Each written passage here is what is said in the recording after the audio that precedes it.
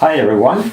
So this is the first among a series of video tutorials that I intend to record in the coming weeks and whose role will be to serve as a documentation for version 1.30 of Ortho4XP.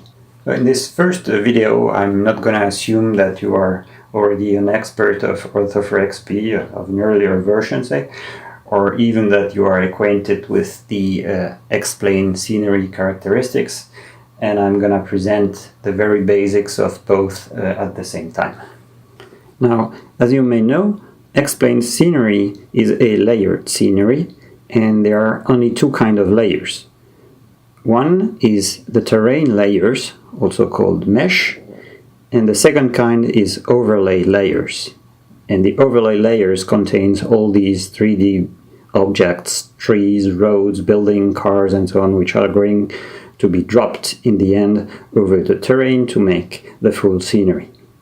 Now, Ortho4XP is only concentrated on building the terrain layers, so the mesh and the texturing of this mesh. But Ortho4XP is not a software which is used for making overlays. So this is the first important remark. The second characteristics about explain scenery is that it can only be distributed or built according to certain geographical units, which are called tiles. And a tile is simply a region on Earth which is spanned by 1 degree of latitude and 1 degree of longitude, and which is numbered according to its lower left and then south or west corner, which has to be an integer latitude and integer longitude. So now let's proceed to the interface and its first description. So as you can see, the main window is divided into two parts.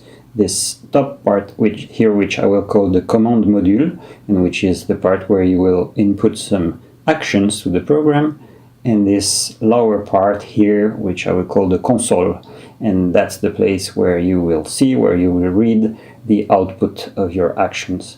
The output by the program of your actions, but you will never interact with that part. In addition to the main window, 3 different ones are accessible through these 3 buttons here at the top in the command module. The first one is the configuration window. I tend to keep it open all the time and interact a lot with it. In this first tutorial, we shall stick to the default values and won't open it. The second one is the custom zoom level window. It allows you in particular to visualize the exact extent of the tile and to input some smaller regions which will receive in particular higher resolution imagery. It has also other applications which we will discuss in the video related to combining imageries and applying region-based color corrections. The third and last window is the Earth tile map. It has a world map, which you can drag by press and hold button number 2. You can't zoom it though.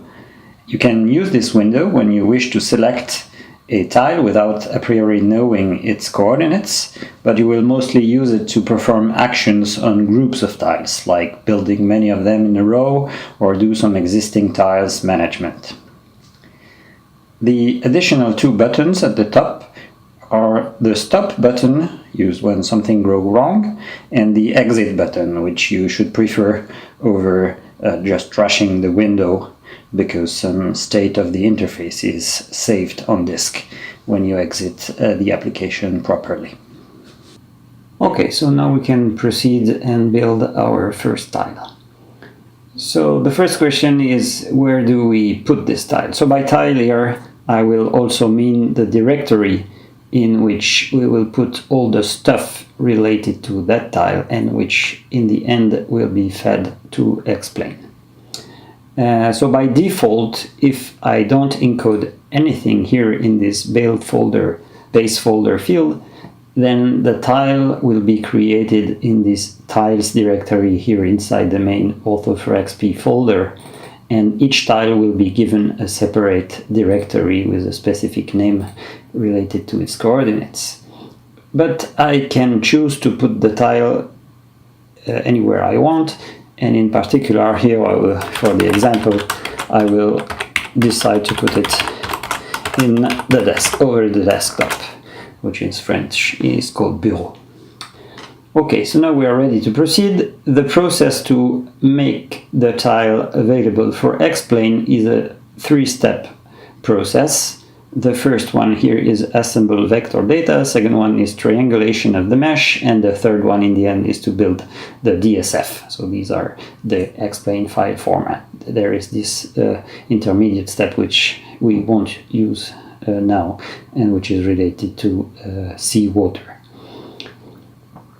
Okay, so let's start the first step, and you see immediately a tile directory has been created here on the desktop because that's what we asked for. And also a log file for Ortho4XP has been created because that's our first use of the application. So what is done during this step?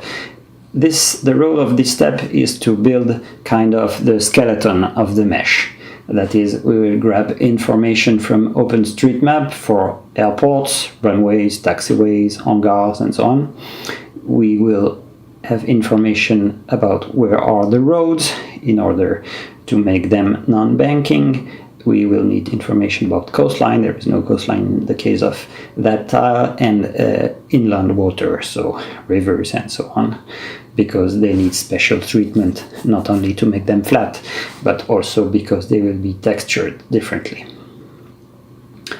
And once this step is performed, we have our skeleton, and we can now note that the elevation data has already been used at this level. So it has been downloaded from the default location, which is a Viewfinder Panorama website. And it has been used, for example, to try to make some nice runways. Then we can triangulate the mesh, that is, making it finer in some places and less in others, depending on the need which is read from the elevation data. So we do triangulate the mesh, and so we have 300,000 triangles, which is a rather low value, say some comparable, say, to what you have in the global scenery. And at this step we have a real mesh, although untextured, and it's not available for Explain yet, but we can certainly visualize it. So for example, if I go to the tile directory, here you have this mesh file, and if I open it with the application Emedit, which you will find in the utils directory, I will show you later in the second video how to use this program, we can visualize the mesh. So here it looks like it is a 2D mesh, but it's actually 3D. It's just that the tile is rather flat. Here you see a little bit of shading, and let me add colors for these things that we have grabbed from OpenStreetMap, processed and entered into the mesh. So here in particular, if I come to the Columbia airport, here you can see it. If I put the lines L, you see the exact location of the triangles. In orange you see the taxiways, so there are triangles which have been placed in such a way that taxiways are not bumpy, and to have smooth transitions between taxiways, runways, and so on. You have removed the line. Here in green you can see the roads, the road network. Of course, in white here you have the runways, and red is water, and blue is everything else. Okay, we quit that. This is our mesh. It's a text file, not yet ready for Explain. Now we want to texture it with orthophotos. Here I have selected the Sentinel satellite data. This is an open data imagery, low resolution, but that's not the point here. And let's do the last step. So this is the step where you will download the imagery. In that case here I already have it in cache, and transform it to DDS textures in order to have a scenery ready for Explain. Because now if I look in the tile directory, you recognize these EarthNav data, terrain, and textures directory, which are the only one which are used for Explain. And if I go now to the Earth tile map, I have an indication that the tile has been done. I have a reminder of what was the imagery source and the zoom level. And if I want to make it available to explain, I need to, okay, so this is the place where I said we won't use the config window, but we will shortly need it, because I need to tell the program once where my explain directory custom scenery is located. And in my case, it is in media home explain 11 custom scenery. Okay, now I do apply my modification, and now if I go here and control click, I will link it to the custom scenery. So now I can exit the program, launch explain, and I will have this tile available in explain. If I control click once more, I remove it from custom scenery. So there's no file which is moved around, it's just a link, in this case to the desktop, so I can have the tile stay on the desktop but being used in explain. Okay, that's it for this first video tutorial. In the next one we will discuss much more any of these steps and the configuration, the actions which you can take in these. Thanks for watching.